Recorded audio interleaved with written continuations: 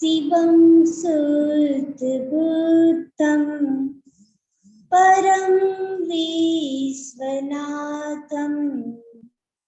न देवो न बन्धुर्न कर्मा न कर्ता न अङ्गं न सङ्गं न स्वेच्छा न कायम् चिदानन्दरूपं नमो वीतरागम्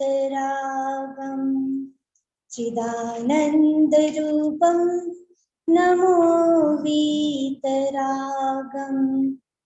जय बोले अनंत अनंत परमेश्वरी भगवान की जय। देवादिदेव श्री 1008 शांतिनाथ भगवान की जय।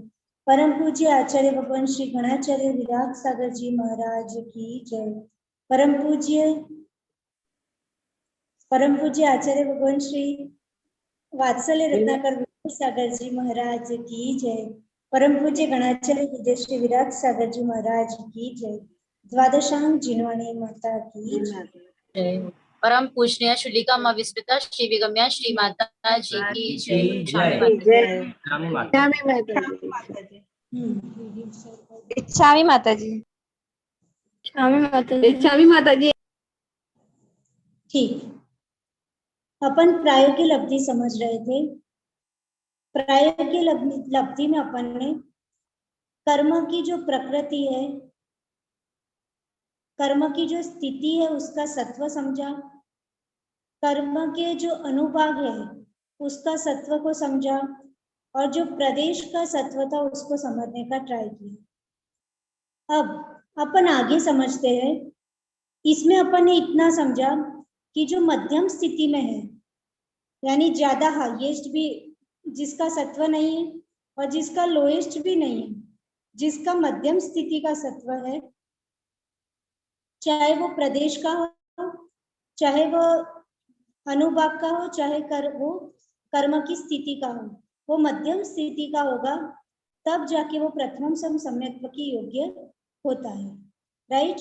अब ऐसा भी हो सकता है कि प्रायोगिक लब्धि में जब अपने परिणाम विशुद्ध हुए थे, तब ऐसी अच्छी विशुद्ध स्थिति हुई थी, विशुद्ध परिणाम हुए थे, तब हमने कर्मों की स्थिति को जो कोड़ा कोड़ी सागरों में थे उसको कम कर करके अंतर कोड़ा कोड़ी कर दी थी।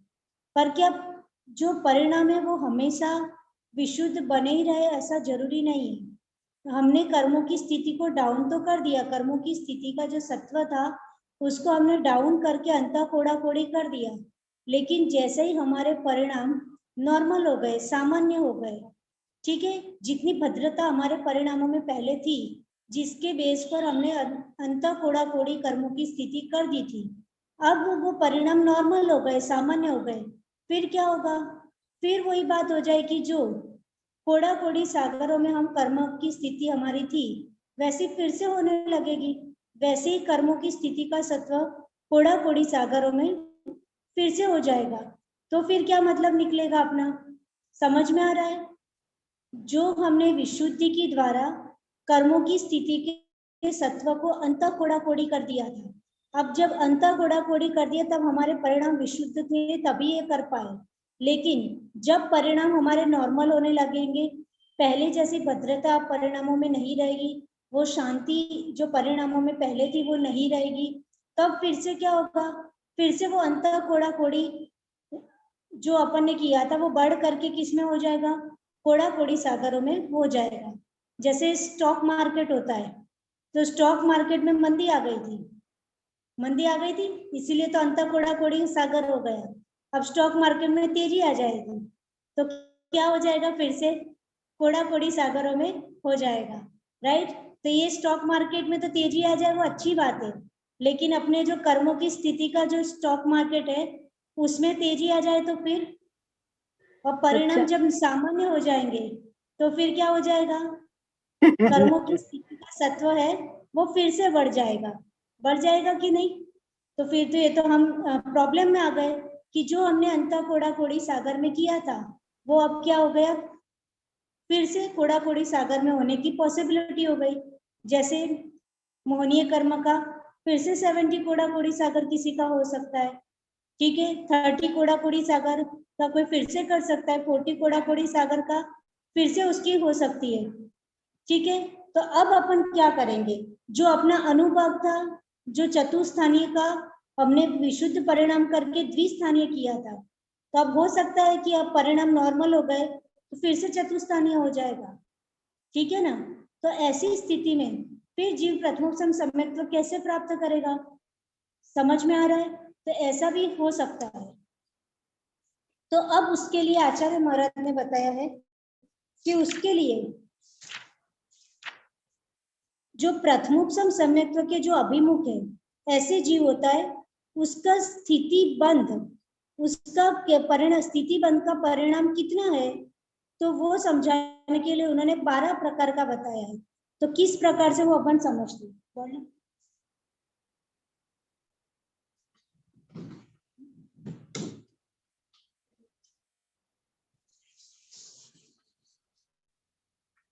चार चीजें अपन ने कल देखी थी, स्थिति, प्रकृति, अनुभाग और प्रदेश, राइट। ये चार चीजें देखी थी अपन, और उसकी 3 चीजें और होती है। ये चारों चीजों के साथ चारों का बंध भी होता है, ये चारों का क्या होता है, उदय भी होता है, और ये चारों का सत्व भी होता है। तो अपन वो सत्व देखा था, यानी जो कर्मों की जो सत्ता थी, स्थिति, कर्मों की स्थिति की जो सत्ता थी, सत्ता दैट मीन्स जो पहले हम बांध चुके हैं और जो स्टॉक में पड़े हुए हैं, राइट, है ना। जैसे आपने गेहूं परचेस किए और साल भर के लिए क्या कर लेते हो, उसको स्टॉक में रख लेते हो, तो वो क्या हो गई, आपकी गेहूं की सत्ता हो गई, राइट। वैसे ही जो कर्मों की स्थिति की सत्ता थी, जो अनुभाग की सत्ता थी और जो प्रदेश की सत्ता थी, उस बात को हमने अभी तक समझा। अब अपन आगे समझते हैं कि आचार्य महाराज बोल रहे हैं कि जो प्रथमोपसम सम्यक्त्व के अभिमुख है, ठीक है, तो उसके परिणाम कैसे होने चाहिए। अब हमने ये तो समझ लिया कि वो तो मध्यम स्थिति के सत्व होना चाहिए, लेकिन वो 12 प्रकार से और समझाने का प्रयत्न कर रहे हैं। किस प्रकार से 12?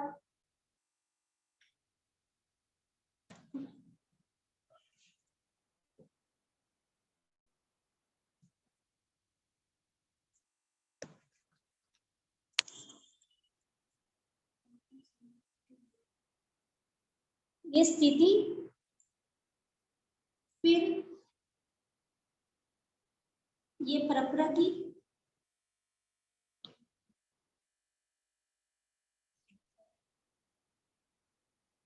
अनुभाग,